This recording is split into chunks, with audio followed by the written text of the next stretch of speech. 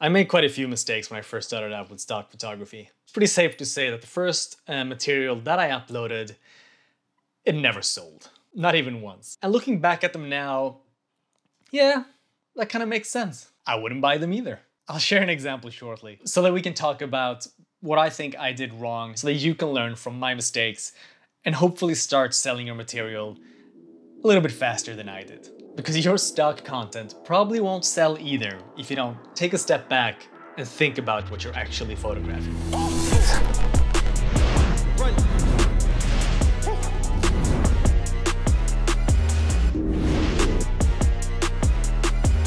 Welcome back to the channel, my friends. If you're new here, my name is Chris. I'm a full-time photographer and videographer living in Sweden. And I've also been a stock photo contributor for quite some time. So today we're talking about why your photos probably won't sell. At least not until you start to really think about what you're photographing and what you're uploading. I've already made a video about a good place to start with stock photography, so if you haven't seen that video up here somewhere. And speaking of not knowing where to start, I had no idea what I was doing.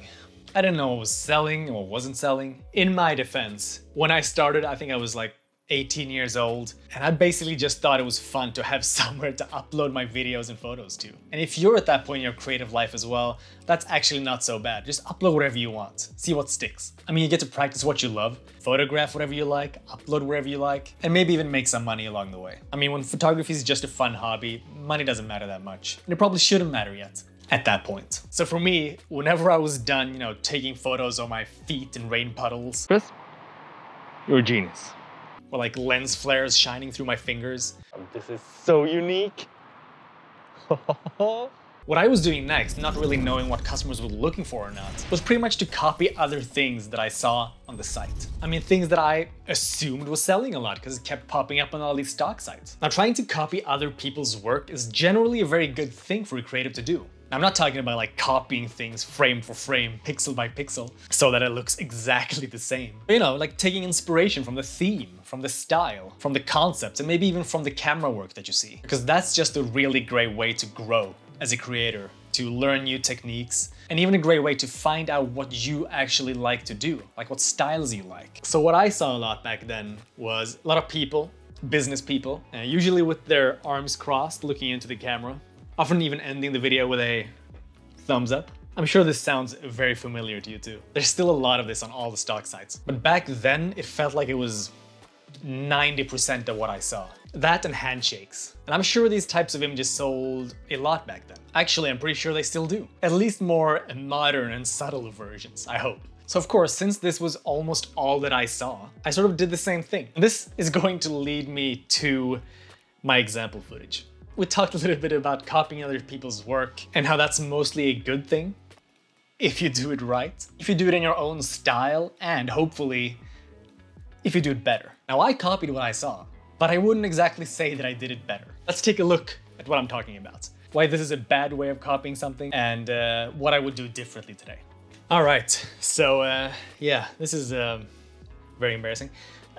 Partly because it's always hard to look at old material that you've shot, but also because I use myself as a model. Just as a side note though, I'm definitely not against people using themselves as models. I actually think that's a great way to get started, especially if you don't have the budget to pay for models yet. I still do that sometimes if I get like a spontaneous idea that I just really want to try right now. Or I'm in a time and place where I don't have access to anyone else but myself. Okay, let's have a look at this video.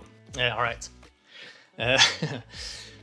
Just to start out with something positive, ignoring the cringe. Like from a quality perspective, this clip isn't all that terrible. Looks like I shot this pretty late on a summer afternoon. Not quite golden hour, but getting there. It's a pretty well lit scene overall. Like color-wise, I would say there's just too much saturation, definitely too much contrast because the white on my shirt is almost blown out and the darks, the blacks in these trees are definitely crushed. Slightly flatter footage is generally better these days, just so that the customer has some wiggle room to, do their own color grades if they want to. But who knows what kind of terrible monitor I was using back in the days. As you can see, this is July 2010, so this is 11 years ago. So I'll be nice to myself and give myself a pass on the color grade. When it comes to my own performance, let's just say I've definitely seen worse performances in stock footage before. So I'd call this acceptable at best, even though I look incredibly smug for some reason. But my cringy performance and the color grade are actually not the main reasons why this clip, as far as I know, never sold even once. The main issue with this footage, I think, is that it's so obvious that I had no idea who I was shooting this footage for. I mean, let's face it.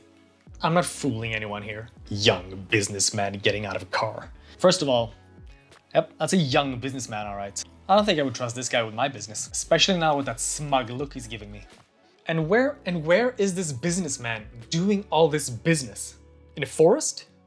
What kind of business is this? Can't even get a proper haircut from the looks of it. Young businessman.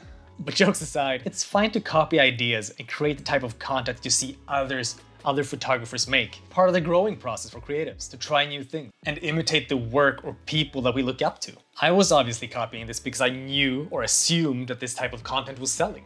But you also need to know why that type of content is selling and who you're creating the content for, especially if you want your content to sell at a stock agency. A kid getting out of his mom's car with a smug smile doesn't exactly spell successful business, does it? And the clients on the stock sites, they can see that too. They're not stupid. So you have to look at your work from a customer's perspective. I mean, if you were going to promote your business with a video, would you want this baby-faced businessman in the forest to be the face of your business? I mean, I don't think so. So how would I do this differently today? Well, before even going out to photograph anything, I might just sit down for a moment and ask myself who I'm creating this content for. If I can imagine a potential customer or a target group, it's going to be extremely helpful in creating the right content that works and hopefully sells. For example, if my target for this photo shoot is going to be large-scale corporate businesses, I probably shouldn't shoot this in a small Swedish forest. So this brings me to the first thing I would change: the location.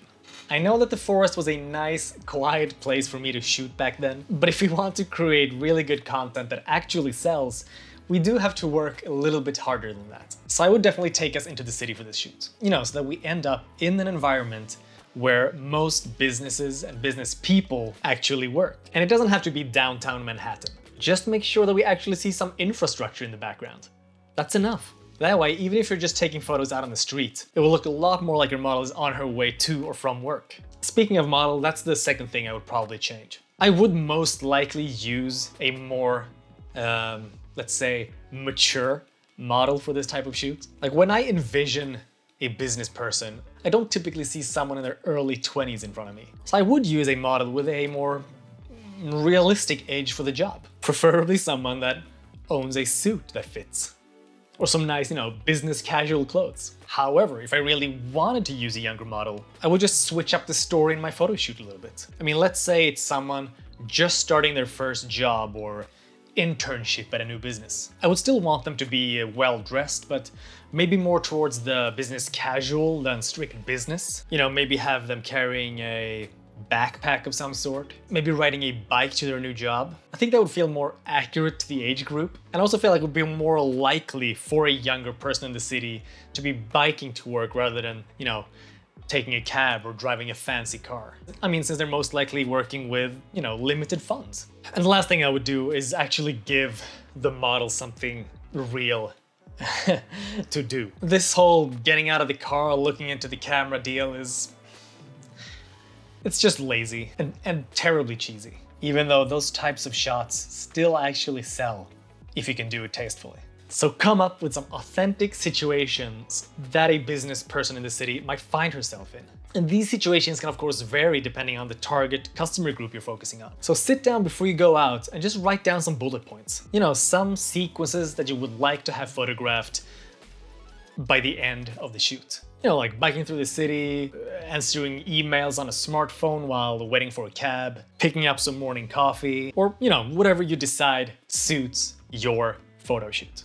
And whatever you think a potential customer would like to show off in their video. And with that, I think this is a good place to end this video. Let me know in the comments down below if you want me to react to more of my own material. If you found this video interesting in any way, please feel free to give it a like. It's the very best way to help out the channel and to let YouTube know what you enjoy watching on here. And of course, don't forget to subscribe if you want to see more videos on photography, videography, and making money with stock photography. Take care of yourself, and I will see you in the next video. Bye bye. Chris, you're a genius. So unique. This is so unique.